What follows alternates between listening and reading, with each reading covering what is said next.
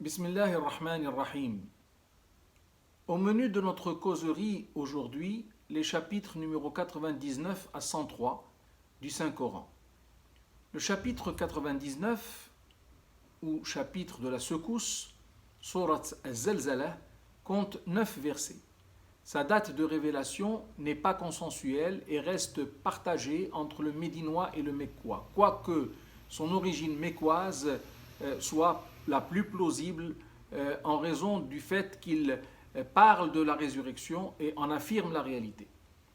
Mais son point d'orgue est représenté par ces deux derniers versets qui sont considérés comme les plus synthétiques du Saint-Coran, en ce sens qu'ils résument de façon brève et claire toute la philosophie de l'existence de l'être humain sur Terre. Le chapitre des coursiers, numéro 100, tire son nom de ce mot, les coursiers, qu'on traduit par al-adiyat, et qui apparaît à son tout début. Il compte 11 versets et relève plutôt de la période mecquoise. Il commence par un serment et son principal but est de mettre en garde contre le fait de s'oublier dans les délices de la vie terrestre et de délaisser le culte d'Allah. Le chapitre 101 compte 10 versets. Il commence par citer le nom, un des noms de la résurrection. Il a été révélé à la Mecque et se nomme par ce nom-là de la résurrection le fracas, Surat al-Qari'ah.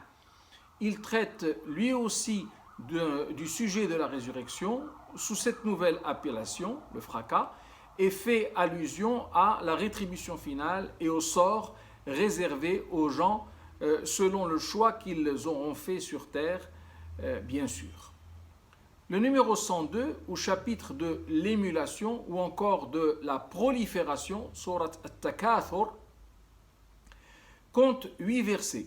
Révélé très tôt en période mecquoise, il met en garde contre l'insouciance et motive la méditation autour des bienfaits d'Allah qu'il a donnés à l'homme, assurant qu'elle représente, la méditation, représente une très belle voie menant au salut final.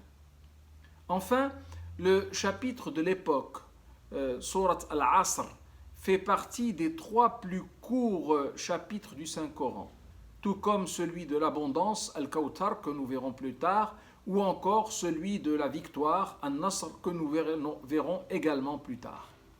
Il ne compte que 3 versets, mais la profusion des informations qu'il recèle et la richesse des leçons que l'on peut en tirer ont fait dire à l'imam Shafi'i, rahimahullah, que s'il avait été le seul à avoir été révélé à Sayyidina Muhammad sallallahu alayhi wa sallam, il aurait suffi. Tant la synthèse des préceptes et des commandements qui sont détaillés par ailleurs dans le livre sacré est complète. Aide-nous, Seigneur, à aimer tous ces courts chapitres et bien sûr à aimer tout le Saint-Coran. Rapproche-nous de toi, Seigneur. Amen, Amen, Amen.